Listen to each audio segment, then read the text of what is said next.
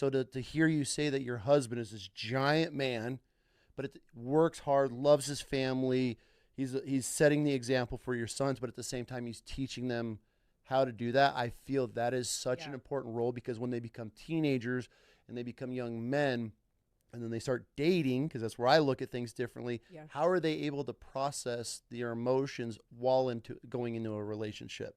Because now I'm putting my daughters out there into the world, and so you're raising this son that's this little soldier. Yeah, he does jujitsu and does all this other cool stuff, and he's just badass little kid. But how's he going to handle that when he has these emotions and he doesn't know how to even process them?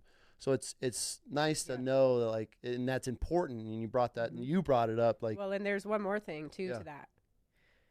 They see how he treats me. okay, They will treat their wife mm-hmm.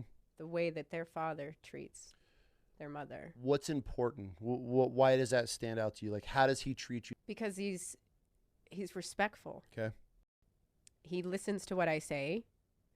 If I ask him to do something, he just does it. mm-hmm. We're affectionate.